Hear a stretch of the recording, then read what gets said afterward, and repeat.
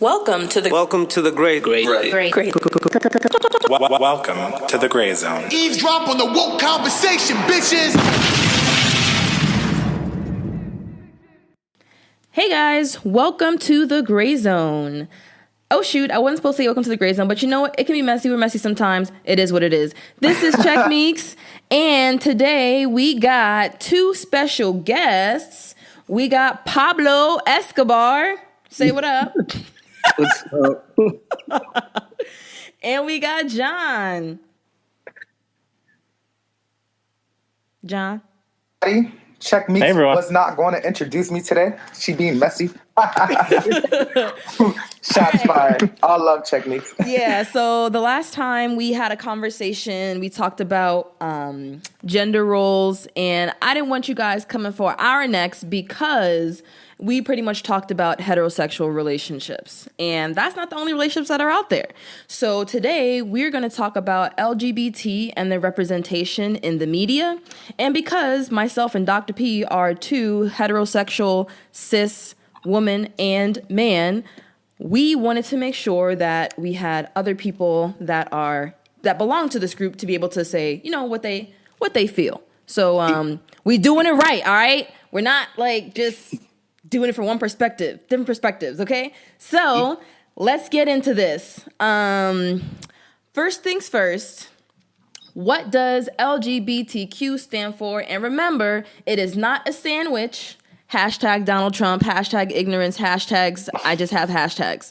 All right, so what does LGBTQ stand for? Dr. P, do you know? Yes. Can I call a friend? Just kidding. It is lesbian, gay, queer, transsexual, LGBTQ. Yeah, I think I got it all.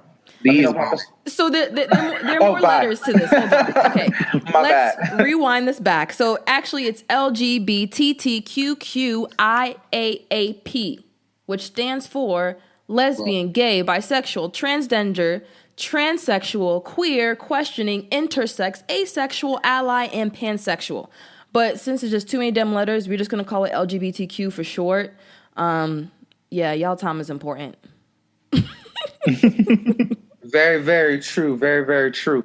So then, our first question, drum roll.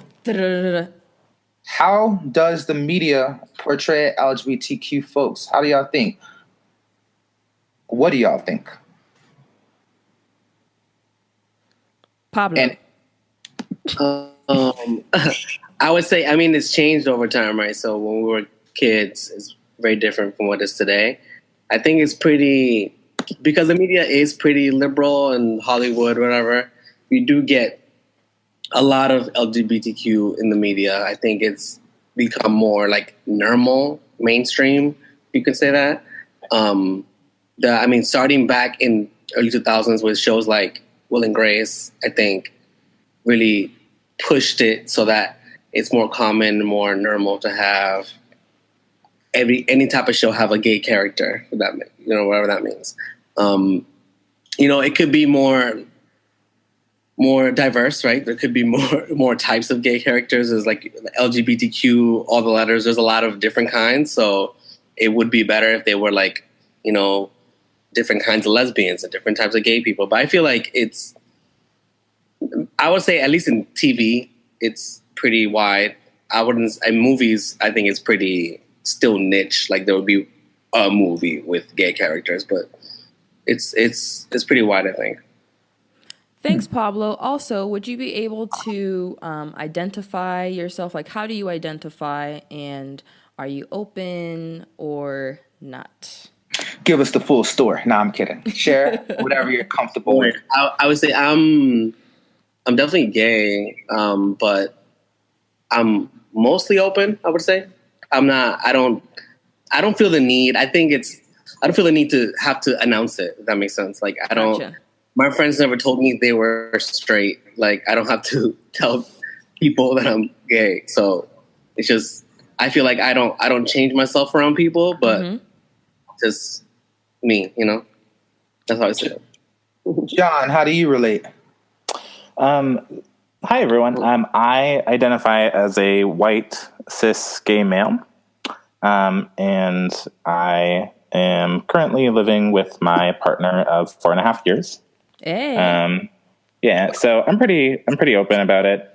I have two other queer siblings, so our family is pretty has actually a lot of queer people in it. So it's kind of I've been lucky enough to grow up in a family that has been out, and it's kind of just normal. So Gotcha.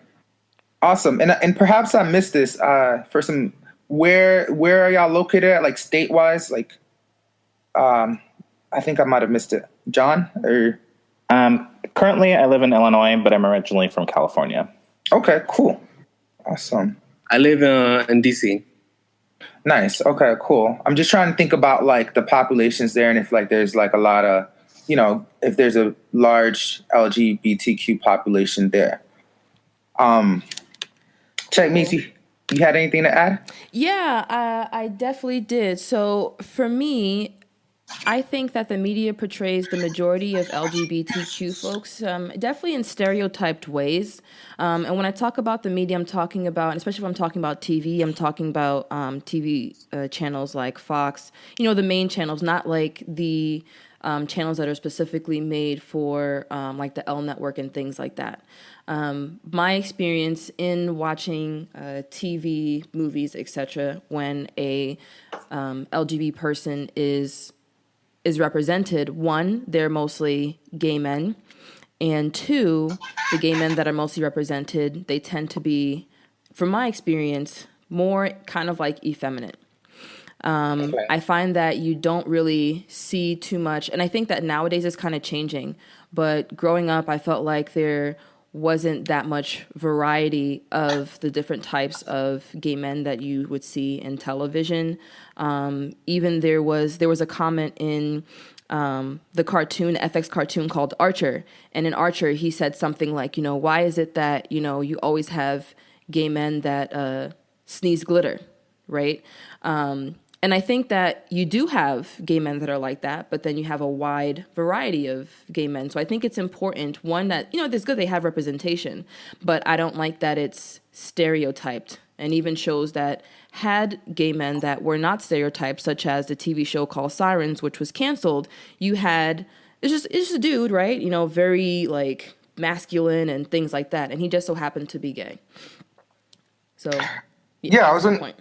I was going to ask, are there? So then you mentioned one that does not fall in line with a gay guy on TV being effeminate. Who are some of the ones that are effeminate? I haven't been watching a lot of TV lately, by the way. So I would definitely say, like, if you watch like Modern Family, right? Cam definitely is, but then he's trying to go against the mold because he is into sports, etc., as well as his partner. And even today, like, I was watching this TV show, this movie on Netflix, and the one guy, he's gay, and it wasn't until he came out that he started to like say, oh, girlfriend, this, and like, whereas all the way from the beginning of the movie, he was just a regular dude. He was kind of quiet, but then once he finally came out, he started like slapping girls, started like snapping his fingers. It was just seemed very stereotyped, and I was just like, not all gay men act like this. Why is it that when he finally comes out, he couldn't just be himself, as opposed to, but maybe that was himself. I don't know, but that the portrayal of gay men as being effeminate, I feel like because the media is ran by heterosexual white men, and they still do not accept the LGBT, that if you are portraying a member of that group, you want to portray them, especially the men, as in quote unquote other. Because you Gotcha. want to have that division that these people are not like me. Those are my Gotcha. thoughts. I talk too much. John, David, what do you guys think? No, I wanted to hear John and Pablo's experiences, like if they can kind of have any relate to it in any way. I kind of agree to an extent. I think that there are a lot of tropes that the media uses to entertain or to at least to portray what they feel would entertain the masses. There are actually some good resources for this. So if on tvtropes.org, it goes through, lists lots of tropes that the media uses in order to portray characters of different ethnicities, of different genders, of different sexual orientations. And I think that there are starting to be some stories that are told that break this mold. I definitely think that one example of this is anything from Shondaland. I also think that some Netflix shows like Sense8 do a really good job. But there are still like a lot of shows like, again, Will and Grace, where there's like one of the characters, Jack, is very campy. And it's kind of just an ongoing joke. It doesn't mean it's not funny, but it's still a joke. Gotcha. Cool. As far as gay women, what are y'all opinions on that? Is there more flexibility in terms of their representation and their behaviors on media, or is it about the same in terms of how their level of assertiveness versus I guess passiveness? I would say I don't see enough. You don't see enough. Yeah, there's not. That I've seen. I haven't seen enough like openly lesbian women on shows or TV. So I would say there would need to be more, I think. And even when they are represented, I don't feel like they're the focus of the show or the movie. They're oftentimes side characters, or sometimes they're like props where they're just a character that is a lesbian as opposed to a well-rounded dynamic character. Yeah, definitely. Where there's that show? What's the Indian guy? He's a comedian. Aziz Ansar. Yeah, what's the name of this show? Master of None. And there's the black Thanksgiving lesbian episode. Yeah. Checkmeeks, I think you got like a little more info on that on me if you want to just kind of give her background real quick. Yeah, I think her name is Lena Waithe. She's a black lesbian. She is out. She is from California. And she actually was in this new movie that's out right now, Ready Player One. She's dope. Like, I even recognize her from her name. Really cool. Guys, go ahead and see it. We're not getting paid to tell you guys to watch Ready Player One. That's an aside. Now, as far as the Thanksgiving episode with on Master of None, for which she actually won, and I think, is it an Oscar? No, a Grammy. No, Grammy's music. She won an award. She won something great. You know, she's the first openly black woman. Not openly black, because anyway, you know what I mean. Anyway, so the whole purpose of this, I'm just so messy today. This is gonna be a messy episode. Who cares? So the Thanksgiving episode was really cool because it went through every single year when she tried to come out to her family about her being a lesbian, bringing different girls home, and it just progressed to where towards the last Thanksgiving episode, the mom actually accepted her for who she was, and that was a really powerful episode. And all the girls that came to the house, some of them were definitely lipstick lesbians, i.e. lesbians that are very feminine. They like to wear heels and things like that. Lena, I don't know if that's her name in the actual show. She's definitely not that. She's more of a, she's more of a quote unquote a tomboy, but not to the level where she's butch, because I think butch is definitely more hyper masculine. She's pretty much just herself. So I think that episode actually showed a wider variety of different types of lesbians and lesbians in the community of color. True. And which one of you was it, Pablo or John, who said you grew up in a supportive environment? I did. John. Okay.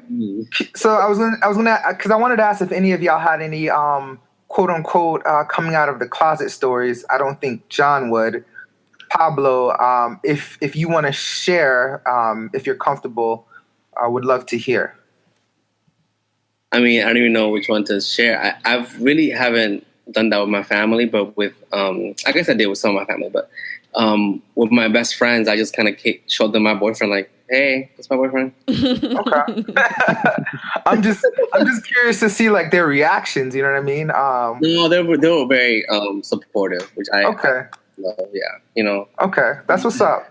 That's and cool to hear. like I said before, like I feel like a lot of gay people, if you feel comfortable, I don't feel like I have to change around people. So I never was like a different person around people, right? I just they knew or they didn't know, but I was never like changed how I talked or changed how I walked. You know, just me. So I feel like because of that, they didn't really care because I was still just me. Yeah, you always presented yourself as the same, I guess. So in the next U.S. Census, gays will not be considered or counted. What are the implications? Checkmeeks, I think you had a stat on this. Are you okay with reading it? So, pretty much there really isn't a actual number for the amount of people who are part of the LGBTQ community in the United States. There's a lot that goes into it, right?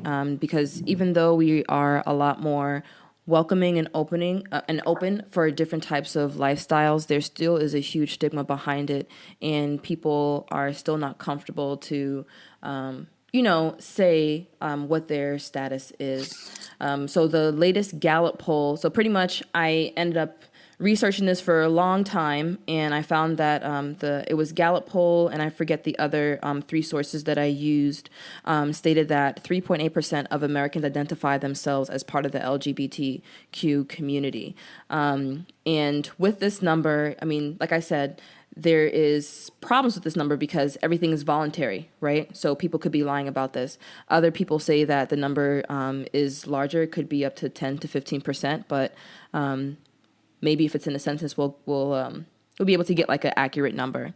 But since they are not going to be counted in the census, what do you guys think is going to happen? That's a tough question. If John or Pablo wants to chime in, and then I'll kind of wrestle with my thoughts. Then, on my point, I've talked about this with some people. I think it's kind of a mixed bag, right? So while it would be kind of nice to know some numbers, it is also very intrusive to have that kind of question in the census. Mm-hmm. It's not a thing that most people will probably answer truthfully, and it won't even be representative, right? So if a father is doing it for the whole household, for example, the census document, he might not put down his daughter is a lesbian or his son is a gay. So it's still not going to be representative of everybody. But so it's like, again, it's mixed feelings. I feel like it could be great to have these like actual numbers of how many gay people are in the U.S., but also it's very intrusive, and it's probably best for it not to be in the census. I think also, gay marriage too. That would be an implication. I'd assume that the census, a larger or growing population of LGBTQ folks would get people to take a harder look at making gay marriage something formal from a national perspective. I don't know if you guys have anything to add to this. It is already. Okay. Whoops. It's just that it's nationally accepted, but then some states still don't recognize it. Gotcha. Sorry, I was like, I knew it was one way or the other, but yeah, that makes a lot more sense. And you mentioned that a lot of people don't feel comfortable sharing the truth in terms of census. It probably wouldn't be productive anyways. So then what are some of the safe spaces in the media that wait, hold on. You didn't even allow myself or John to, answer the question. Like, come on. My bad. I thought it was a great segue. Okay. Well, we can segue that back later. John, please, can you speak your mind? Sure. I guess I kind of have a counter argument to that. It's kind of, for me, it feels like it's almost a way to erase us from the population. I mean, like, I definitely feel like this current administration has been openly hostile towards the LGBT community. Yes, they have. And I feel like, I mean, regardless of statistical data or not, or the accuracy thereof, just showing that there is an LGBT population gives us power to call upon our representatives to represent us. I mean, True. At least that's my thought. That's so true. And the other thing is, I completely get what Pablo's saying, how it is a mixed bag. But then, coming from a medical perspective, I think it would be great for us to actually have like real numbers, because ultimately, once you have a population that's established, you can now have not only laws but different benefits that are for them. So, for example, back in the 80s, how HIV was associated with the LGBT community, and we were able to get research and funding for it. So if you have the power, if you have that representation, then you're going to now have funding to go to that can go towards research and different resources that is going to be able to help that particular population that's being represented that might not have been there before. So because like, what if, because even for example, with the Black community, they found out that Black people that have hypertension, that they respond better if you give them a thiazide, which is a type of anti-blood pressure drug, whereas for white people, it's better to give them a beta blocker, and they respond better, right? So this is strictly from a medical, perspective, but if you take that and you expound upon it so that you can have other types of resources and other types of research that's going to be done, ultimately it's going to be able to help this population. But the honesty isn't going to come from the population or that group until people become more accepting. Because I have trans friends that if they say that they're trans, they're getting their ass beat. It doesn't matter. You know what I'm saying? It becomes like a life or death situation. Wow. To not realize. I mean, I knew there was definitely like negative social pressures, if you will, but I would not think that there were like, people are still like beating each other up. Yeah. Crazy. So then, what are some safe spaces for the LGBTQ population? And anyone, feel free to chime in. I mean, I think that safe spaces are, I mean, I guess it's difficult to define a safe space. I mean, are you talking about in the media specifically, or are you talking about in media, real life? I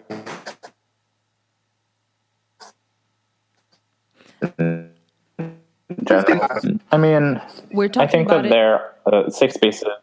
Go ahead. Oh, go ahead. We're talking about it in the media. Okay. I think that safe spaces in the media are, I mean, they're places that, people themselves create, I think, most of the time. I definitely think that there is more homophobia in places like sports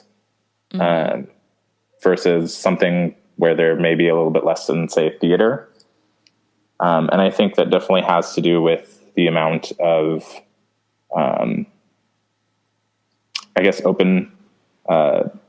openly identifying participants in those fields. I think that it's constantly changing. I definitely think we have more representation in sports than we used to.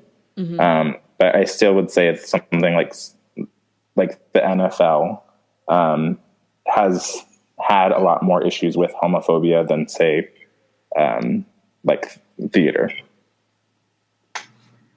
Gotcha. Pablo, Okay. what do you think? Same. So I agree with that. I feel like things like theater are more open. They're less known throughout the country, so it might be a little bit easier. But I do appreciate the fact that it's been things like news, like that Fox News anchor, for example, Shepard Smith, I think his name. Mm-hmm. He came out and which is like to have a gay newscaster on Fox News is like, I think, pretty big. And people like Anderson Cooper who are gay and like it's just a fact about them. It's not. So I think that's nice. I like that. That there are parts of media that that's just a fact about your life, but it's not who you are. I think ideally in the world, that's where we'll move towards, where it's just a part of you, a piece of you, but it's not doesn't define you. Yeah. Got you. I definitely agree. And honestly, I think it's those, when we talk about theater, when we talk about dance, when we talk about fashion and things like that in the media, one of the strings that attaches all these safe spaces, I think, really comes from creativity. With a lot of these artistic spaces, one of the things that I love about it is that it challenges people's perspective. And it doesn't necessarily, and your sexual orientation or anything like that, it doesn't really matter, right? Like you go down, New York Fashion Week or something like that, they go down the runway and you have a guy wearing heels and it doesn't matter, right? Something that used to be something that used to be masculine in like the 1600s, but then women started to wear it as a way to become more masculine, and then men, pretty much abandoned it. And Wait, that's what? associated Tell with, me this. Go back again. Men used to wear heels. Now women are like, what am I missing? So in the 1600s, men used to wear heels, right? Gotcha. Shoes with heels on them. Then women also wanted to wear shoes that have heels with them so that they become more masculine and feel more powerful, obviously making them taller. However, then society ended up switching it where the men started to abandon wearing heels because so many women were wearing heels. It was now viewed as something to be as feminine. So when I say that people on the runway, they're, men wearing heels, even though it was originally a masculine thing, nowadays society associates that with something being very feminine. And we can still challenge, that stereotype that clothes doesn't define the person. It's the person that really is the one that defines the clothes. Interesting, because I've been thinking about that too, about like how heels make women more tend to make women more confident in conversations that I've had. I just never realized like there was a flip flop, and it just makes me think about different things. So definitely these safe spaces, like I said, they are I feel like they're classically rooted in the arts, and the arts is it's just a safe space for everyone, for you to be able to express whatever it is that you want to express, and you can be whoever you are without any sort of judgment. True. Go ahead. Oh, and I was going to say, and even on top of that, I feel like there's more fluidity in the arts, whereas something like sports, it's a lot of rigidity. There's a lot of rules. So. Yeah, exactly. The next question I do have, so, we talked about gays and lesbians. We didn't talk about the trans population as of yet.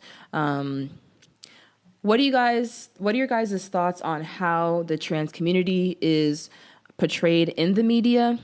And then the follow-up question is, why do you think the media typically portrays only transgenders that are really good at blending in? You mean blending in from a racial standpoint, or from a blending in as in, so say for example, you have a genetically born male who had the surgeries done or is on hormones and looks like a woman. Yeah. Right? So they blended, like you would not be able to tell that they were born of a different sex. So that's what I mean by media only portraying or mostly portraying transgenders that blend in. Gotcha. Okay. So like they transform, but you would have no sign of it unless like somehow you ended up in their bedroom and etc. Sorry, took it there.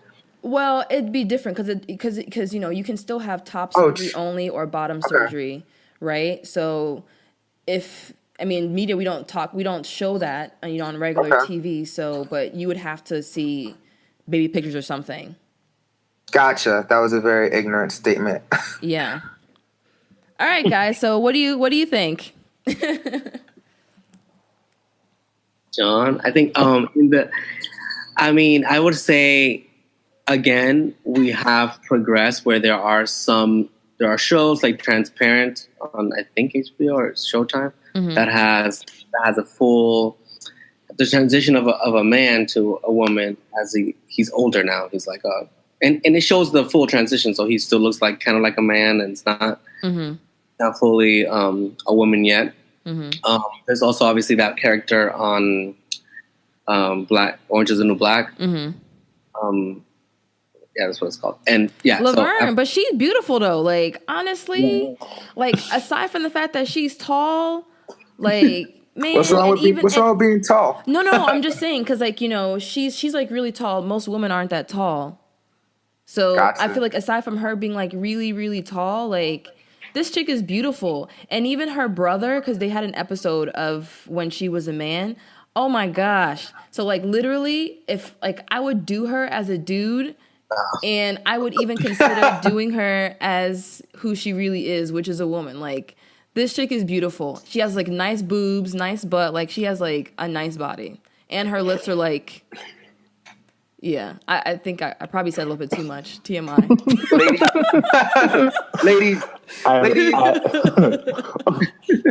Ladies, Checkmeeks is free, open, and looking.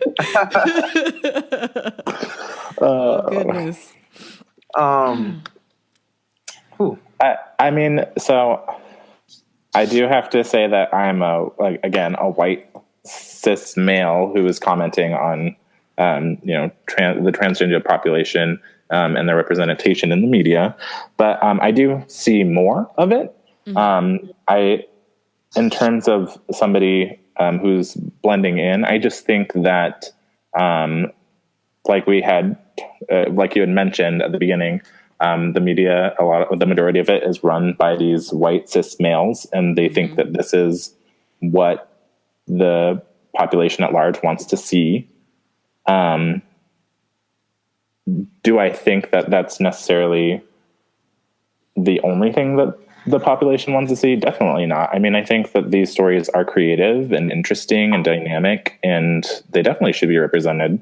And I don't think we have enough, to be honest. Yeah, I definitely agree because I have a friend who pretty much transformed, and it was like I felt like the story was just so beautiful because this is a guy who was in the Navy.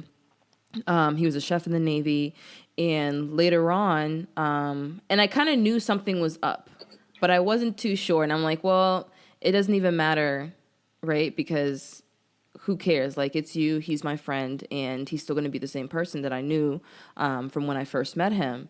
And just to literally watch him go through like the different struggles with the hormone therapy, surgeries and stuff like that, how people treated him when he, when he came out and, and pretty much like lived in his truth, how his, well, you don't know, but pretty much when he came out to his mom pretty much abandoned him and his family like cut him off. And I think that stories like that are important too, right? Because a lot of times in the media, we like to portray this idea of fantasy. We always like to, think that everything is always put together and you always have this nice little neat package or resolution at the end of the episode, but real life doesn't do that. And I think media, one of its responsibilities is to at least give us a glimpse into the lives of people who aren't like us, to give us some understanding about what they're going through. Because honestly, had she not have, come to me about what was going on with his family, like, dude, that's really a powerful story. And then to have this whole community of people who have gone through the same thing and to really become his new family. And it really just shows you that blood, yes, is thicker than water, but sometimes it's those people who aren't your blood relatives that really are the ones that become your family and are supportive. Amen to that. Yeah. Do y'all have anything to add to that? Well, and even on top of that, like the transition itself can be a very private process. And so, and it can be dangerous too, both during the process and, identify in that manner.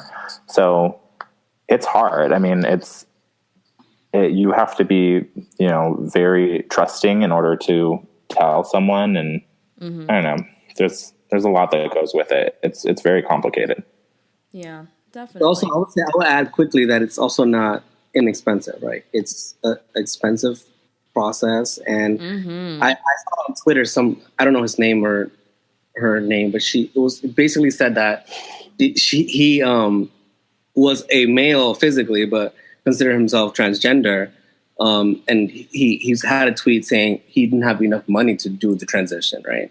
So those kind of struggles and stuff that happens, and people they might not be aware of it. It's hella expensive, and you got to go through like all these, you got to go through like psychological testing, especially when it comes to like the younger generation, for those kids who identify as trans, to make sure that this is something that they actually do want, to give them the hormones that they don't go through puberty, etc. Like it's definitely a lot. And the thing is too, if the media is only portraying those transgenders who are passable, then now, because we know that it is very expensive, you now have this like this socioeconomic status thing that comes into play.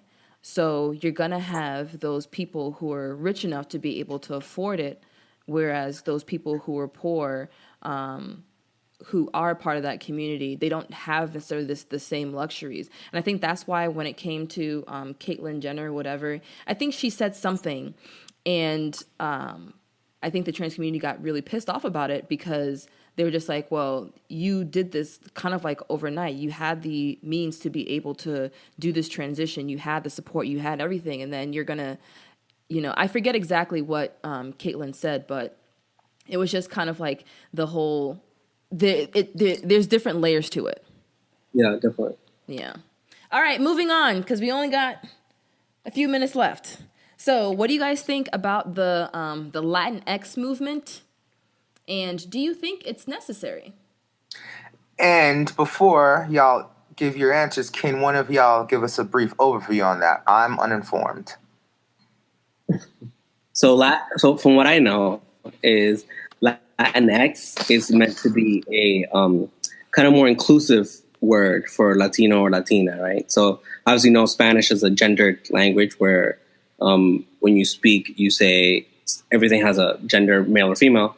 So Latinx is an attempt to kind of take that gender away and make it more encompassing of everybody, right? Because there's people in between the genders and queer and questioning and all those things. So I don't know. So that's the goal of people that say Latinx. Personally for me, I would say I'm kind of just because of language, I'm more of a traditionalist, and I feel like the language should stay the same. I know languages evolve, but I prefer Latino or Latina, and then having people choose their pronoun as they do in English, right? So if a person says that they're female, you respect them and call them that, but keeping the pronouns. But that's just me. How about you, John? Any opinions on that or takes? So I guess to play devil's advocate again, definitely do it. I think that there is a group that doesn't necessarily identify with either gender, and so I think that Latinx definitely fits better for them as a label, for lack of a better word. But I can definitely see how I read an article on the internet about how it could also be kind of seen as what was the word? They said imposing of imperialism on the Latin language. Mm-hmm. And so I guess, I could see both sides. I think for me, it's a lot of asking questions, asking which gender pronouns someone prefers, so that I don't necessarily misuse a gender pronoun.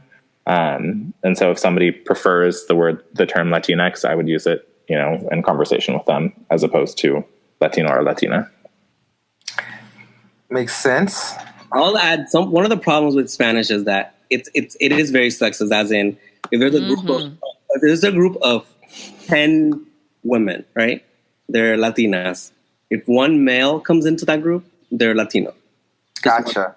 So that it's kind of that word, the Latinx is trying to avoid this hyper masculinity of the language where the male kind of takes over. So in that point of view, like John was saying, I agree that there are people that want to fight against that like hyper masculinity of Spanish where every, like for example, my siblings, I'm the only male.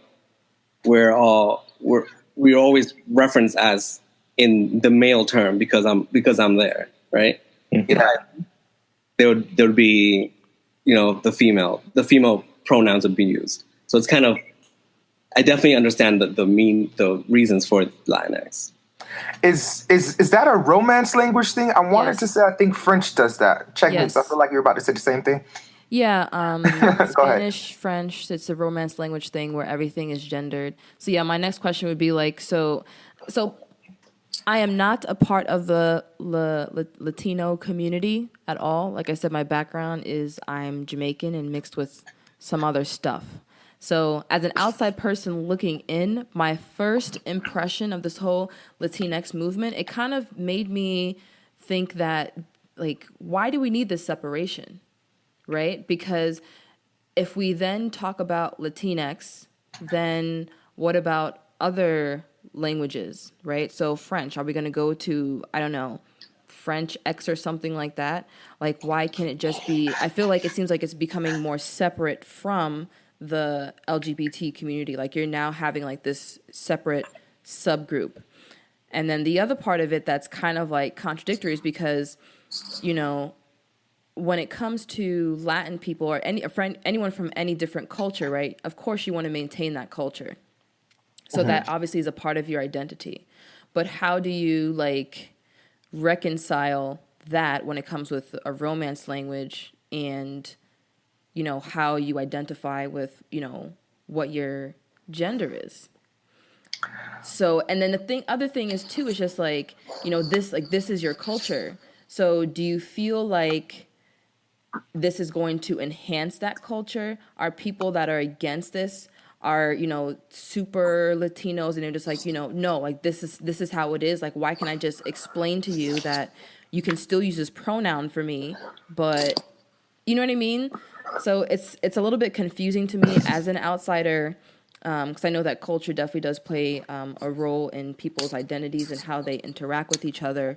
I just want people to be happy. I want people to be together. And we can all sing gumdrops songs. and lollipops. Yeah, all sing songs, hold hands. Yeah, I agree. I would say that I feel like in English language a similar dynamic is happening, right? Like, there's some people kind of say partner instead of like girlfriend, boyfriend. Mm-hmm. And so, it kind of takes the gender out of it. And then you kind of have to, and then you're wondering, wait, like, are they of LGBTQ orientation or are they straight? And so, that's a very similar thing going on. I'll say I appreciate when people use the word partner. Mm-hmm. Especially, I agree. especially straight people. I think it's like, Yeah. you don't need to know. Like, Yeah. Yeah. And if you do want to know, I think it's better to ask than to make an assumption. exactly. Yeah.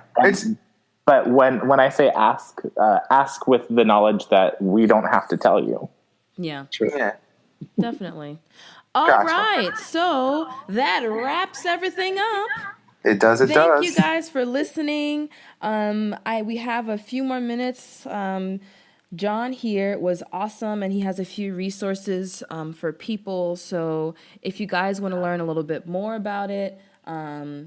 Hey, Pablo was awesome too. Oh yeah, Pablo. Yeah, he was always awesome. He got his, We're all awesome. Let's be we're all real. awesome. Okay. All right. So John, what resources can our listeners go to if they're interested in learning more? So actually, one of the things that I used as an undergrad in college, I was part of the LGBT community there. I also was an RA for LGBT interest housing. Oh, that's dope. And so one of the things that I liked using was there's a link through our resource center to the lgbtqia.ucdavis.edu website that has a glossary of definitions. Some of the words that we've said today, they're on this list, and it basically outlines some differences between, what's the difference between like bigender versus bisexuality. They also have some good resources on how to be an ally, which I think is very important.